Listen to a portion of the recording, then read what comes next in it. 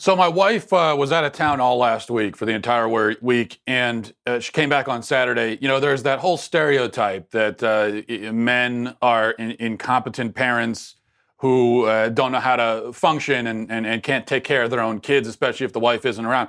I'm proud to say that that's not me, and in my experience, that's not how most men are. You know, we can take care of our kids, perfectly capable, but as a dad, you know, I just do things a little bit differently. That's all. It's a difference in approach. Really, is the difference. Like for instance, the day before she got back, I realized that I had not bathed the kids all week.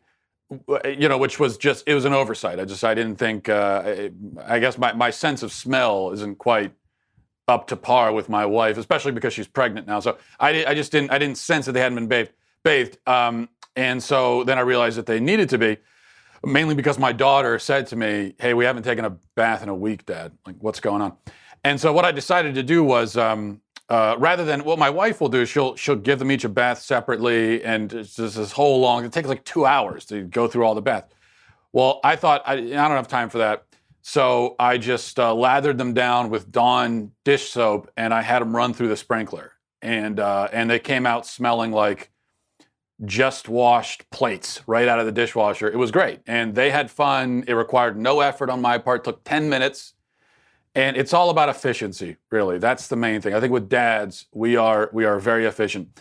Whereas, you know, we're not going to win points for style like women will with their parenting, but we get the job done is the point. At the end of the day, the job is done, and everyone goes home happy. All right, so there's a couple interesting stories I want to talk about today. But before we do, let's talk about finding freelance talent for your business or project. Finding the right freelancer can be time-consuming, even more than giving kids baths. This is a very time-consuming, frustrating, expensive process. Where do you find the talent? How much is it going to cost? How can you be certain that they're going to deliver for you? Thanks to Fiverr, finding the right freelancer doesn't have to be a struggle. I've talked to plenty of people who have used this service, and the thing that they always talk about, the word that keeps coming up is simple. It just makes the search for freelancers so much simpler than it otherwise would be. It's very just convenient, simple process.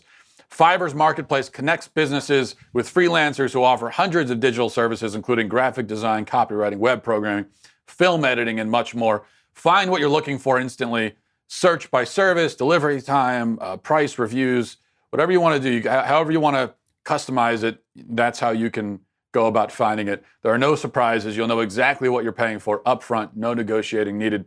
Take 5 and check out Fiverr.com. You'll receive 10% off your first order by using my code Walsh. It's so easy. Don't waste any more time. Get the service you deserve by going to Fiverr.com, Fiverr.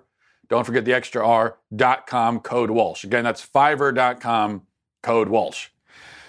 Okay, now let's talk about the saga of Erica Thomas, the ballad of Erica Thomas, maybe we should say. Jussie Thomas, Erica Smollett, pick a name. Erica Thomas is a state representative in Georgia, Democrat, of course, black woman. She claimed over the weekend that she was accosted, verbally assaulted by a racist white man at the grocery store. And she says she was in the express lane. She had too many items, which she admits. And her reason for this is that she says she's 9 months pregnant. I'm not sure how being 9 months pregnant means that you have to be in the express lane, but that's what she says. Never mind that for now. So she says a guy came up to her, a white guy, and said, "You lazy son of a bee, go back where you came from," because she had too many items in the self-check or the express lane. She recorded a video, so we're going to go. There's a couple video clips we're going to play here as we follow this story and watch it, come to its climax and its conclusion. It's a kind of a 3-act play here we've got. So here's the first act. She recorded a video, a live stream, talking about this incident. Very emotional. She's in tears. Watch this. So you know what I decided? I decided to go live because I'm very upset because people are getting really out of control with this. With this white privilege stuff. I'm at the grocery store and I'm in the 10 aisle, the aisle that says 10 items or less. Yes, I have 15 items, but I'm 9 months pregnant and I can't stand up for long. And this white man comes up to me and says, "You lazy son of a bitch. You need to go back where you came from." And he says that. I said, "Sir, you don't even know me. I'm not lazy. I'm 9 months pregnant." He says, "You're ignorant." Okay, now I'm no prophet. I am no seer of the future. But I saw that video on Saturday morning or whatever it was. And I immediately knew that that the story is not exactly as she's telling it. My BS radar was just blaring. I could almost hear it in my ears. I should probably get that checked out actually by a neurologist. But it was going off big time watching that video. I mean, even if it did happen the way she says it did, even if it was totally true, collapsing into tears on live stream is completely phony and contrived. So at a minimum, you know that her reaction is phony. At a minimum. Whatever happened to people having disagreements, you have run-ins, heated exchanges with strangers, and then you continue about your day. Whatever happened to that? Is nobody capable of that anymore? Why do you need to tell everybody? Why are you sobbing about it like a child? I mean, I've had words with strangers in public before. It might surprise you to learn. I've had conflicts before with people, sometimes over stuff like this, the minutia of daily life. And I don't go home and just collapse into, "Oh my gosh, she was so mean to me." I don't do that. I've never done that. You're an adult. You go about your day. But regardless, it was obvious to me that at a minimum, she's not telling the whole story. You know, if your BS detector isn't going off watching that, then you must not have a BS detector. You're the kind of person who, you must be, the only way you could fall for that is if you're the kind of person who gets an email from a Nigerian prince telling you that you're going to inherit $10 million if you only send your social security number and your bank account information, and you go, "Oh, my life has been changed for the better."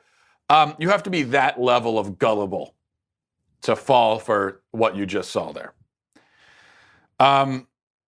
Because the story doesn't make sense. First of all, she's in the wrong checkout line, and the guy comes up and says, "Hey, go back where you came from." Even from the logic, even from the perspective of a racist, just kind of trying to see things with racist logic for a minute, even from that perspective, it doesn't make sense. Even as a racist, it doesn't make sense. The whole idea that a racist guy would conveniently use that phrase in that context, the phrase which has been the discussion, the subject of so much discussion this week, and he just so happens to come up and use it for no apparent reason to a Democrat lawmaker. Come on. This seems just like Smollett. It seems just like Smollett because it is a Democrat's idea of what a Republican racist sounds like. This is their fantasy of what a racist encounter would be like. In their fantasies, Republicans are the kind of people who just run around screaming, "Go back where you came from. This is MAGA country," to random strangers for no reason.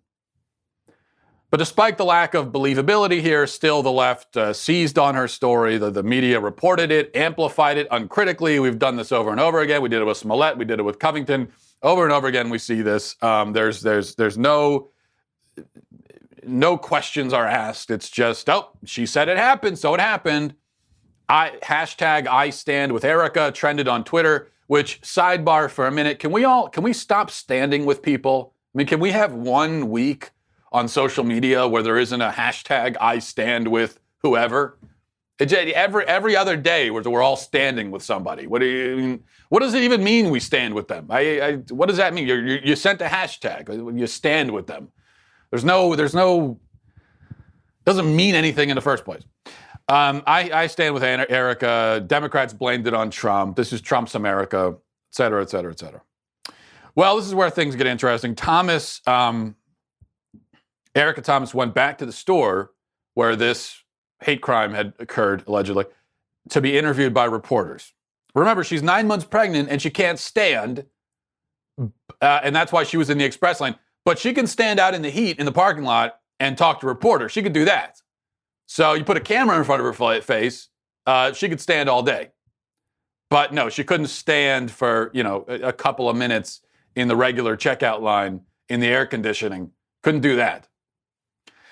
So she goes back to talk about it. And while she is telling her tale, doing her whole routine, the guy, the alleged racist, shows up at the parking lot and confronts her. And already look, if this actually happened, and this guy really, is a racist and is being exposed, there is no way he shows up to put his face on camera, to announce that he was the guy. If this is actually true, there's no way the guy shows up.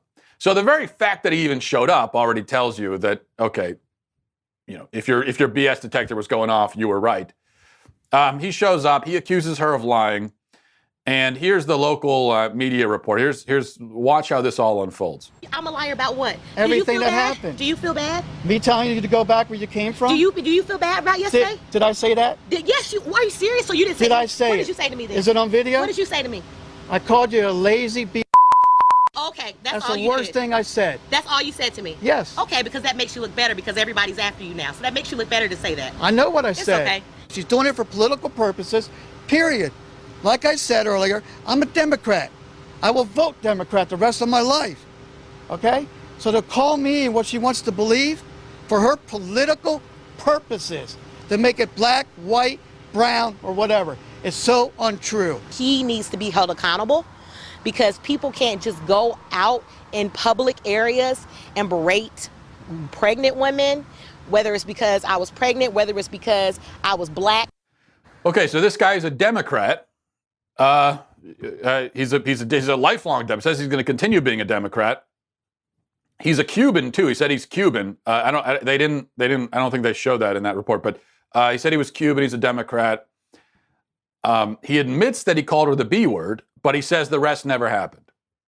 And you see that moment where they're looking each other in the eyes, and he's saying to her, this didn't happen. And you right there in that moment, if you are able to detect liars, you can tell right there from that exchange. She knows she's lying. But what it appears is, here's the interesting thing. He admits that he called her the B word. So he admits that he called a pregnant woman the B word. And so Thomas made a classic blunder. She played the wrong victim card. Okay, so in the victim game, she played the wrong card. She could have cried over sexism. That's how she should have framed this. If she had just said that this was sexism, that she was attacked, accosted, verbally assaulted by a sexist, toxically masculine, misogynist, then I think she takes the win here. She wins because the guy said it. Now, I'm not saying that he's actually sexist for calling her the B word. I'm also not saying that's appropriate language to use, but it sounds like she was being a jerk. She was in the wrong checkout line. He came up to her, confronted her. It sounds like there was some kind of exchange. They were going back and forth. They were hurling things. He said some things. She said some things. That's what it sounds like.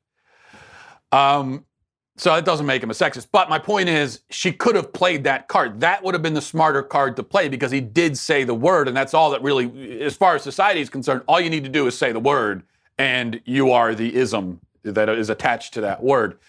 But she went for the racism card because she just couldn't help herself. She had to make it a race thing. It's compulsive. She had to do it. Couldn't control herself. And so she takes the L instead. And here she is finally, officially taking the L Watch. He said, go back, those types of words. I don't want to say, he said, go back to your country or go back to where you came from, but he was making those types of references is what I remember. Oh, okay. Well, so he didn't actually say go back where you came from, as in the whole thing that made this story go viral, the whole source of her victimhood claim, all the racism stuff, the thing that that reduced her to tears, the thing that she was crying over, didn't happen. Now she says, well, he didn't really say go back where you came from or go back to your country. But now she says that he just said go back. And even if he said that much, which it seems like maybe he didn't even say that. No, he didn't really say go back. He just said go. Okay. He didn't really say go. He said oh, which rhymes with go, which is the first word in the phrase go back where you came from. So it's the same thing. But he didn't say go back where you came from. He just said go back. If he did say that much, it's pretty clear now that he meant go back as in go back to the appropriate checkout line. So she lied. It seems very much so that she lied. What a shocking ending to this tale. Utterly shocking. Shocking if you've been lying in a coma in a cave 100 feet under the ground for the last 50 years and you just emerged into the sunlight on Saturday, then this is shocking. You'll be shocked by this. But of course, if you have been a conscious, sentient being in this culture for the last whatever amount of time, then you should not be shocked at all. This is totally expected. What are the major lessons here that we could take from this? I think there are three. One, and these are all lessons that we already know or should know. One is, yet again, don't believe stories like this without evidence. It's so simple. You hear one side of a story on social media, somebody complaining about something that happened to them or an altercation or something that somebody said, whatever. You hear one side of the story, there's no evidence, there's no reason to believe it.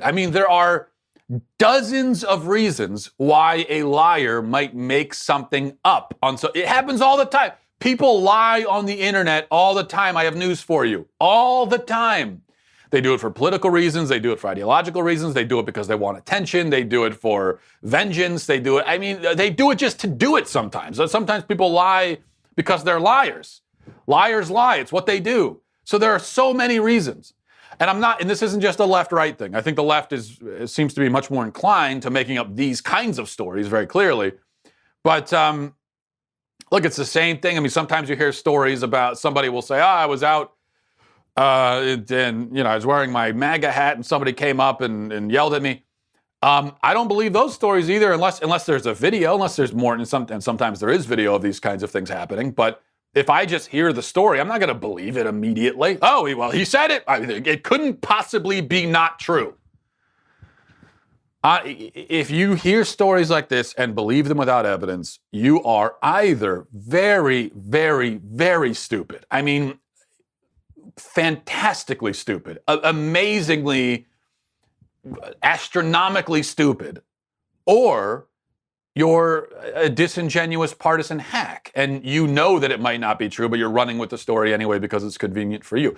Those are the two options. Or you might be both. You might be very stupid and a disingenuous partisan hack, which many disingenuous partisan hacks are stupid. It could be both or one of the other, but there's no option aside from those two or a combination of them. For everyone who is not one of those things, we just have to wait. Whatever the story is, there's no evidence, there's no reason to believe it. In fact, in general, in life, there's no reason to believe anything unless you have evidence, there's no reason to believe it unless there is a reason to believe it. Unless someone presents you with a reason to believe the thing, whatever it is, you shouldn't believe it.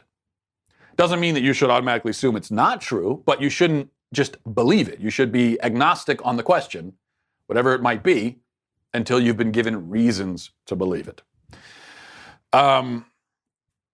That's the first lesson. Second lesson is that, and this I think is a positive, that, look, I'm not saying racism doesn't exist in this country. We know racism exists. We know it exists among all races, and that all different races could be victims of it. But it appears that racism is relatively rare in this country. And I draw that conclusion because you've got, it's so often now where you have people making up racism claims, where if racism was common, if it was an everyday occurrence, as we are led to believe, then Erica Thomas and Jussie Smollett wouldn't need to make it up. They would have a whole cornucopia, a whole buffet of racist interactions that they could choose from. There'd be no reason to make it up, right? It would be like bringing your own egg rolls to a Chinese food buffet. It's just, there's no reason. All the egg rolls you want will be there. So there would be no reason to make up racism claims. The fact that that these people are making up these claims kind of proves that, well, they want to be victims of racism, and unfortunately for them, society is not providing them those opportunities, and so they have to invent it.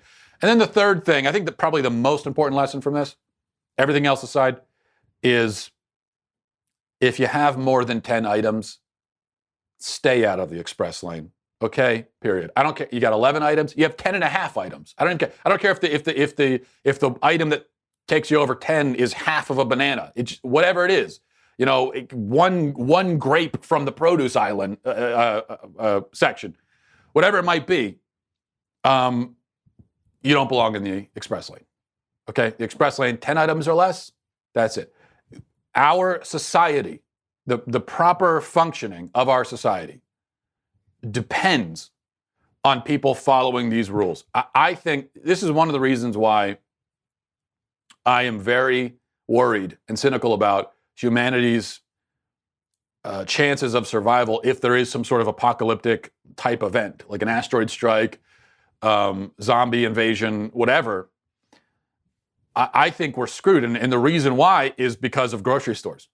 Walk into a grocery store anytime and you see how people, if the rules are not being strictly enforced at all times, people just ignore them. I mean, you've got people using the express lane when they shouldn't be. You've got people leaving their grocery carts in the middle of the parking lot. You've got people, touching produce items and putting them back. I mean, it's just people are. You've got people like opening items to see, and say, I don't really want that, and they put it back. Or you've got people who take an item and then they go throughout the grocery store and they decide at some point, oh, I actually don't want this, and they put it back in the wrong section. It's the collapse of civilization is happening at our grocery stores, people. So I think this guy, apparently the full story is that this guy, he saw, from what I gathered, he had already been through, but then he saw this woman abusing the express lane, and so he goes back into the store to confront her. Not because he was being inconvenienced, but just because on the principle of it, and he confronts her on it. I think that's heroic. I think he's a hero. We need more people to do that. I mean, I'm at the point where I'll do that with shopping carts in the parking lot. But I think this is what, see something, say something, I think needs to be the approach from now on. All right, let's move on. So, from the saga of Erica Thomas to the saga of Jessica Yaniv, formerly Jonathan Yaniv. He's the man who identifies as a woman and is now trying to legally force a number of salons in Canada to wax his genitals. Yes, if you haven't heard this story, that's the story. That's what's happening in Canada. And he might actually win his case. His case is being taken seriously up there in Canada, where apparently, 75% of the people have lost their ever-loving minds. And so he might actually win this case. Just to summarize, Jessica Yaniv decided to identify as a woman at some point. He identifies now as a lesbian, in fact. So he's a biological male who likes women, so he's a straight guy. In other words, there's another way of putting that. But ever since he transitioned in quotes, he has become bizarrely determined to procure a Brazilian wax. And a Brazilian is something a woman gets done where, well, I'm not going to explain it. You could look it up if you don't know. But the thing is, these salons that do Brazilians, most of them are not, a Brazilian is specifically a waxing of the female area. And that's what it is. That's by definition, that's what it is. So most of the salons that do this That's what they do. They do this for women. It is a service for women. And they're not going to do it for men because they don't provide that service. It's a more delicate procedure, as you could probably imagine. It's more dangerous, potentially. So he's gone around to these places to try to get the waxing done, and he's been told that, sorry, we only do that for women. We can't do it for you. It's not just that we don't want to, which that should be enough. If you've got a woman saying, look, dude, I don't want to touch your junk, that should be enough. We hear so much about consent these days. Well, consent. I do not want to consent to touching your genitals, sir. That should be enough. But on top of that, they're also saying, we don't know how to do that. We're not trained in that. Okay, do you really want us? We're telling you we've never done that for a guy. You really want us messing around down there? So their case against this guy is obviously just airtight. I mean, this is totally clear. This guy has no even shred of a point on his side. It's just completely clear that he's totally in the wrong. But he says nonetheless that this is a violation of his human rights. And he's filed a human rights complaint because we all have apparently the human right, the God-given innate right, which is inherent to our nature as human beings, to get Brazilian waxes. That's what he's saying. And just in making this claim, he's already put a number of women out of business or on the verge of being out of business because to defend themselves costs money and they don't all have the money to spend it. Most of these women are immigrants too. So he is targeting and bankrupting immigrant women business owners and doing so in an effort to force them legally to touch his genitals. So let's go over this again. This is a man targeting and ultimately, in some cases, bankrupting immigrant women business owners in an effort to force them to touch his genitals. This is, I mean, if you're looking for misogyny, sexism, rape culture, any of that, here it is on a silver platter right here for you, served up. This is a case of it right here. Now, this case has been in the news for a while, but up until this week, the identity of this guy has been unknown, but finally that information was unsealed and it's being used in the case at the Human Rights Commission up there in Canada. So again, with the least shocking twist ever in history, we find out that Mr. Yaniv is a degenerate creep and a bigot. He is just a vile, disturbed, predatory person, which we already knew based on the fact that he was trying to legally force women to touch his genitals. Which is a form of legal sexual assault that he's attempting. So we already knew that, but it's even worse than you imagined. The Post Millennial, a Canadian publication, has done a deep dive into this guy's social media postings, and this stuff is very, very disturbing. I'm going to share some of it with you, just a warning ahead of time. It's very disturbing, graphic, but I think this man needs to be exposed. Not literally, but he needs to be exposed. It's clear once you read what he's saying and what he has said. It's very clear that, which again should have already been clear, that he really wants a woman to touch his genitals, not because he really wants the waxing done, okay? So let me read some of his Facebook posts, some of his Facebook posts, tweets, leaked text messages that he sent. And this, again, most of this is from the Post Millennial. Let me pull up some of these. Okay, so reading a couple. Here's one back when he was Jonathan Yaniv. Here's a post where he said, "How do I explain this without getting banned on this group and sounding like a racist? We have a lot of immigrants here who gawk and judge and aren't exactly the cleanest people. They're also verbally and physically abusive. That's one main reason why I joined a girls' gym, because I don't want issues with these people, nor do I want anything to do with them in any way. They lie about stuff. They'll do anything to support their own kind and make things miserable for everyone else." So here he is complaining about immigrants, calling them dirty. He's saying that he joined a women's gym in part because he wants to avoid the dirty immigrants. That's what he says. here he is as Jessica Yaniv on Twitter, saying, Twitter handle @trustednerd, by the way, in case you wanted, just in case you wanted to, send him a message or something and just let him know how you feel about this case. Whether you're pro or con, just maybe you want to give him a little feedback. I don't know. It's up to you, really. But @trustednerd. So here he is saying he's talking about, I guess he's advocating for talking about a pool that he attends, and he says, I am requesting that we have an all-bodies swim here with allowances for people age 12 plus to go topless if they wish, as it's allowed in law. So here he is just advocating for topless 12-year-olds at the pool. Hey, right? No big deal, right?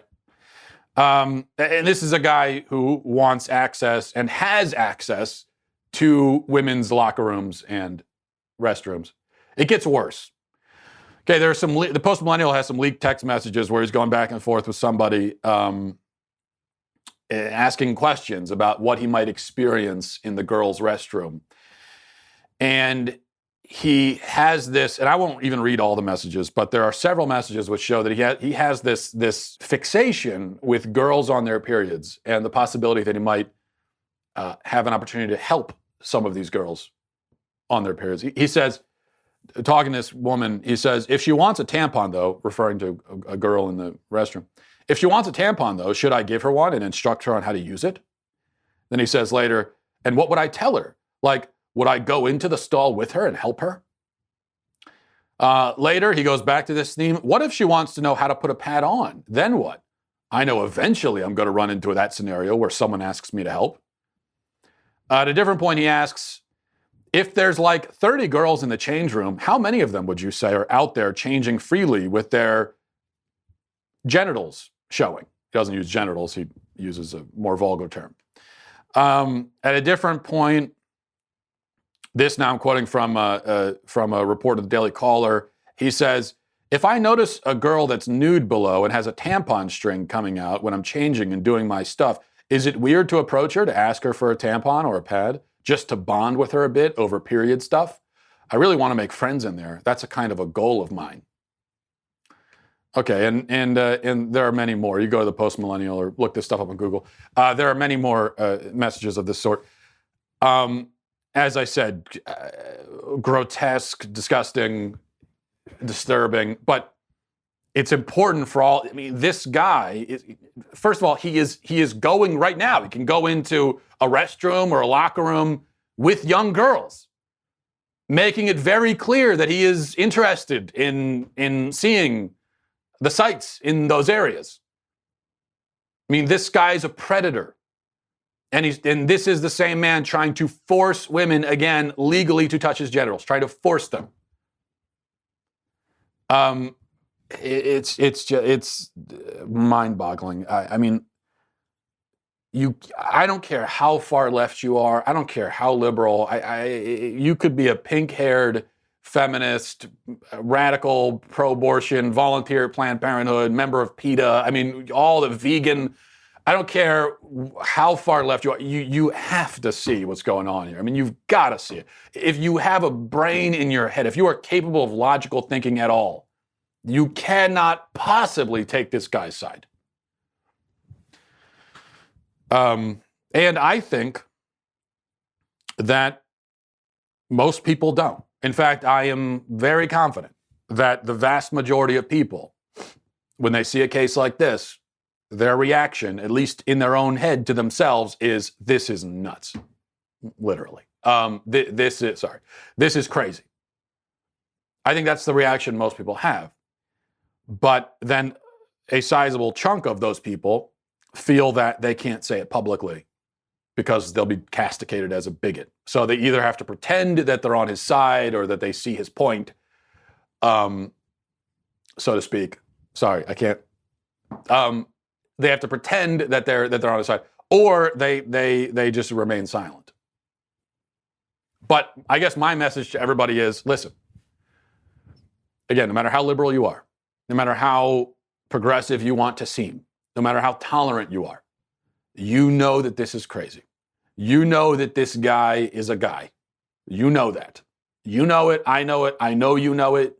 You know that I know you know it. I mean, so don't be ashamed. There's nothing shameful or wrong with understanding science. Science is not shameful.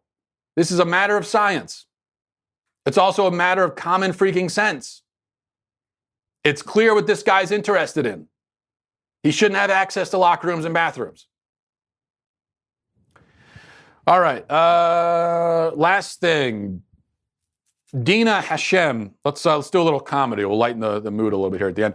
Dina Hashem is a comedian. XXX Tentacion. I guess that's how you pronounce. I don't know how to pronounce his name. XXX Tentacion is a dead rapper. He was also a brutal, violent abuser who apparently beat his pregnant girlfriend half to death, allegedly stabbed like 7 or 8 other people. And he was, it may shock you to learn, he was shot and robbed while carrying 50 grand in cash several months ago. So he's dead now. This is, I guess, supposed to be some sort of tragedy that this violent, brutal abuser died. You know, he was a violent man who met a violent end, just as Jesus predicted: live by the sword, die by the sword.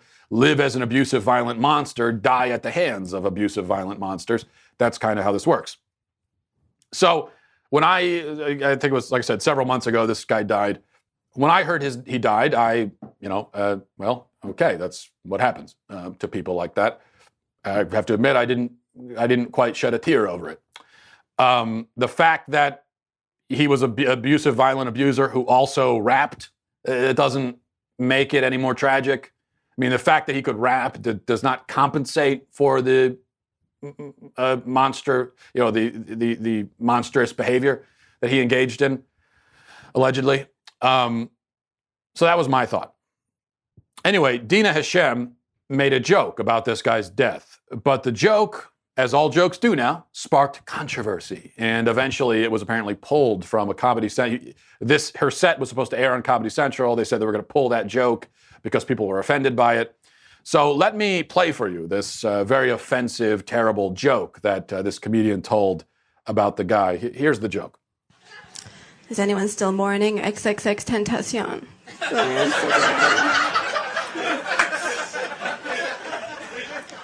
He's a rapper who was murdered. He's dead now. He was shot. He was on his way to buy a car with $50,000 in cash, and somebody shot him and took the money, which is very tragic. But I think also it would be a very good Venmo commercial. You know?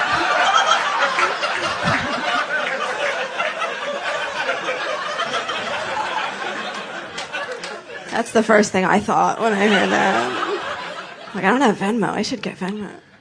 Okay, that's the joke. I think it's a clever joke. It's a good joke. It's kind of morbid, black humor, dark humor. That I think dark humor is not only okay, not only acceptable, but necessary in a society. You've got to be able to tell jokes about it. It's like a sort of common human instinct is to tell jokes about tragic things. Death in general is a tragic thing. I'm not sure that I would call it a tragedy that this particular guy, given the lifestyle that he led, died. But regardless, it's dark, morbid humor, and that we need to be able to tell those kinds of jokes. I think it's necessary. That's a service that comedians provide. It's an important service. Is finding the humor in things that on the surface don't appear to be funny at all. That's their job. It's what they do. And that's the really clever comedians. That's how you know if someone is an especially clever comedian, is if they can find situations that do not appear to be on the surface funny. Now, if it's a situation that everyone can tell is funny, then you don't even need to tell a joke about it because we all get it.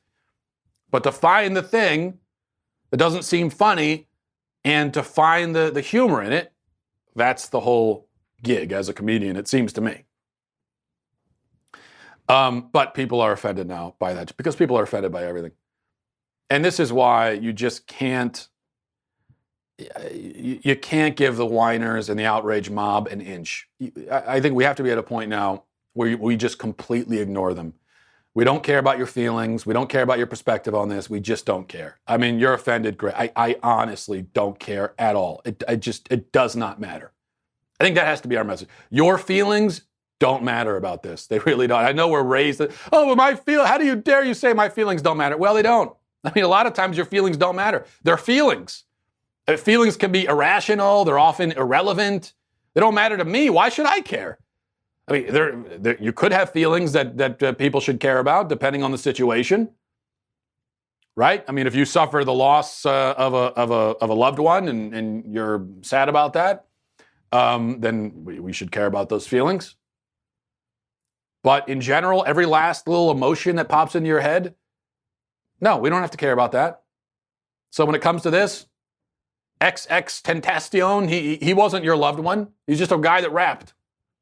And apparently his loved ones, he was in the habit of beating. So if he was a loved one of yours, I doubt that you love him that much. Certainly, apparently didn't love you that much. So this is just ridiculous. It was a fine joke.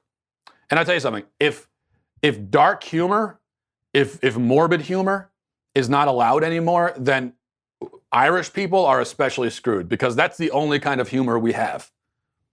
You know, if you grow up around people of Irish descent, if you've been around Irish people, all they joke about is just death and suffering is the whole source of comedy. It's a cultural thing. So we're in trouble, I think, in that case. All right, let's go to emails. MattWalshShow@gmail.com. MattWalshShow@gmail.com. All right, this is from Teresa, I think is probably how it's pronounced. With two S's. That'd be Teresa. My name is Teresa, and I'm 11 years old. Congratulations on your 300th show. I didn't even know I had my 300th. Has it been three? I've done 300 of these things? Good Lord, what am I doing with my life? My dad listens to you all the time. I agree with you about spiders. I think they suck out your soul too. Can you suggest any books about the faith that are good for someone my age? I asked a priest, but I know, and he said there aren't any good ones. My dad doesn't know of any either. One more question. My dad tells me one day you will rule the world. What age do I need to be worried about your impending rule, and can I do anything to remove myself from your wrath? She signs it Tess, so I guess Tess would be. All right, Tess. I will, even though I will be a brutal, tyrannical, lovingly tyrannical dictator, I will make an exception for those under the age of, let's say, 16. So as long as I come into power before you hit your 16th birthday, you'll be fine. Anyway, as far as books about faith, your priest said your priest said there aren't any good books about faith for someone your age. That is shocking. There are many good books about faith for someone your age, for people of all ages. So let me just one off the top of my head. Fulton Sheen. Maybe you've heard of Fulton Sheen. He was a famous American bishop back in the 50s and 60s. And he wrote a book about Jesus called The Life of Christ. And he wrote a really long book. It was like 300, 400 pages, which I wouldn't recommend probably for someone your age. Might be a little bit too much. You know, you might be biting off a little bit more than you could chew there. But he also wrote a shorter version of that book, much simpler, shorter, condensed, about 90 pages, just talking about Jesus, his life, what he did, the apostles, kind of explaining the significance of all these various things in the Gospels. And I would recommend that one. I think that someone your age or someone of any age who's able to read would appreciate that one. So Life of Christ, look that one up. Make sure it's the one that's like 90 pages, not the one that's 300 plus. This is from House, I think. I can't pronounce anyone's name today. House, Dr. House, is that? While I agree with your sentiments about paying people according to their merit, the discrepancies you laid out of 35 cents per hour versus $35 per hour is insipid. People, even the inept ones, need to feel value and self-worth beyond cents on the dollar. Well, yeah, I hear this a lot, but if you're saying that people need to feel value and self-worth beyond cents on the dollar, I agree that people need to feel value and self-worth that goes beyond the money. The point of a job, your employer's primary concern is not to help with your self-worth. Now, they should still treat you with dignity. They should treat you like a person. I don't believe in slavery or anything like that, or sweatshops for 7-year-olds. But still, your employer's primary job is to run his business. It's not to help you with your self-esteem or your self-worth.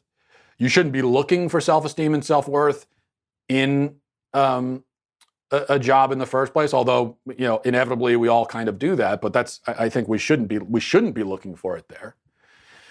And regardless, look, this is it's simple math as far as I'm concerned. You should be paid what you are worth to your employer based on the work you're doing. You're not paid based on your worth as a human, because your worth goes beyond money. Okay, we're human beings. We have infinite value.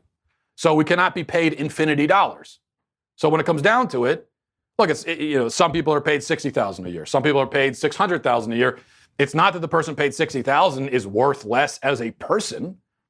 It's just in the marketplace, the labor that they do that's how much it's worth.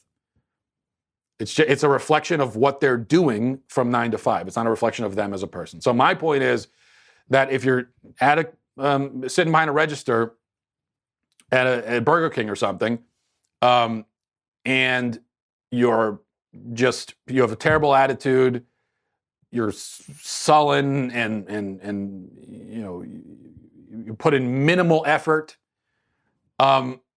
you aren't worth that much doing that job.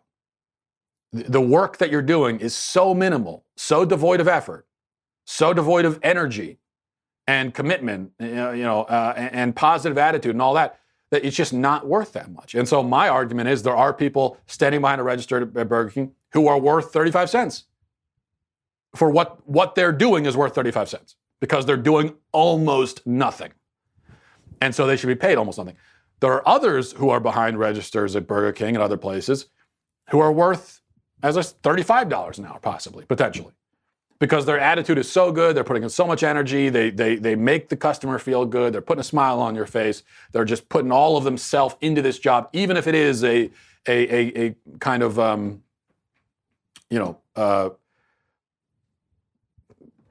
just even if it is just pushing buttons on a register. So I think people should be paid what they're worth for the work they're doing. Last one didn't get the person's name, probably for the best. I'm a 17-year-old homeschooler and have not missed a single Daily Wire podcast, backstage, or conversation since I started watching in September 2017. My dad is wondering why he got me interested in politics in the first place. He started seeing warning signs when he and I were able to have detailed discussions on the policy positions of almost every Republican presidential candidate in the 2016 election. That's great. I think you may be misunderstanding the ontological argument. I have not researched it extensively, but I think it may be saying that the fact that we have the idea of God, whatever God that may be, is proof that God exists. Because I can imagine an 80-foot tall man with 3 heads, but that doesn't mean that such a thing exists. However, where did I get the concept for it? Height, heads, and men all exist. So I can imagine a combination of the above. But from what would you draw the concept of God? And how many individual people would have to do that independently in order for so many disconnected civilizations to independently develop the concept of a God? I would put to you that we can't imagine anything we don't already, at least in the back of our minds, have a grounding for. In conclusion, I would state that we believe in gods because we were made for the purpose of bringing glory to God. And how can we do that without an instinctive knowledge of his existence? And yes, that can be perverted into the worship of false gods, but where would we have gotten the idea to worship anything whatsoever in the first place? Animals don't worship anything. First of all, said 17, that's very impressive that you're thinking through these issues. Very cogent, very coherent argument you laid out. What I would say is a couple of things. First of all, what you're talking about there, I don't think that is the ontological argument. The ontological argument is an attempt to argue that God is logically necessary. So it's an argument in the vein of all squares have 4 sides. That is a logically necessary statement. It is self-evident. I mean, a square by definition has 4 sides. Or if I said that all bachelors are unmarried, it's self-evident, logically necessary. Because if somebody is married, then they're not a bachelor anymore. That's what an argument of logical necessity is. So that's what the ontological argument is trying to do, is to prove that God is logically necessary. As I said on Friday, I respect the attempt. I like the attempt to try to prove that God is logically necessary. I think that's going to be, if you can do it, you're going to have a much stronger argument than the evidentiary arguments where you're pointing to evidence and saying, oh, fine tuning or first cause or any of these things, and saying based on the existence of this phenomena or thing, it seems like that would lead to the conclusion that God exists. Those kinds of arguments can be strong also, but they're not going to be as strong as logical necessity arguments. My point, though, is I don't think the ontological argument is successful in proving that God is a logical necessity. Even if I believe that God is a logical necessity, I don't think those arguments do the job in proving it. What you're talking about here is more of an evidentiary argument where you're pointing to the fact that people have this concept of God and saying, well, that would seem to indicate that there is a God. So I think it's a good argument, but it's not ontological. It's an evidentiary argument. This is more, if you read C.S. Lewis, I forget which book he talks about this, probably in multiple books, maybe Mere Christianity. He talks about the argument from desire, where he says that it's related to your argument, not exactly the same thing, where he says that, I have this desire for a reality beyond this one. I have a desire for a truth beyond, above what I see around me. I have a desire for God, for an afterlife. And it seems like if I have a desire for something, there must be something out there that will satisfy it. And he makes the point that that we don't develop desires for things that don't exist. And I think that's true. So I think that's actually a little bit of a stronger version of the argument that you just made there. Because someone could always say, when you say, well, you're not going to develop the idea of something that doesn't exist. That's arguable. People. My son, 6 years old, could sit down and draw a monster or something, and it's just something completely out of his imagination. And you could always say that, yeah, well, he's basing that on things he's seen and so on. But it is something that is purely out of his imagination, something that doesn't exist. Also, but I think the stronger retort to your argument is, okay, well, maybe you're right, but most people, I think everyone, our idea of God is based on what we see. We all kind of imagine God as a guy, as an old man with a white beard sitting on a throne. Even if we know that that's not what God is, when we're trying to imagine God, we're inevitably going to end up with some kind of image like that. Or we're thinking of God as a man, as a very old, wise sort of man. Again, we know intellectually he's not that. He's much greater than that. But when we're trying to imagine him, that's what we end up with. So I think someone could respond to your argument by saying, well, okay, maybe you're right. You're not going to have a concept that doesn't exist. Every concept has to be based on something that exists. But your concept of God is just based on people around you, based on your dad, based on whatever. That could be the response. The desire argument, though, is different. I think there's more to it there, where we do have the innate desire for God, for a reality beyond our own. That is a very strong desire. And I think that's where everyone develops their concept of God.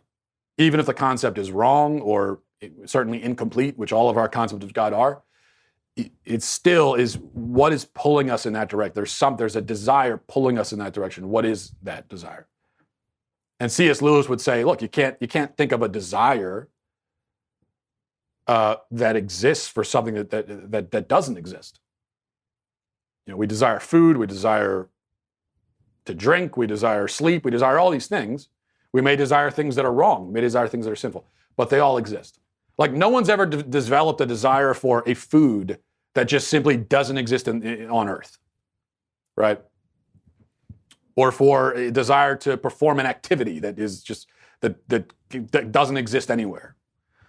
So anyway, I think that's a version of the argument that is a little bit stronger. But the fact that you were able to come up with that and sort of go down that path on your own at 17 is very impressive.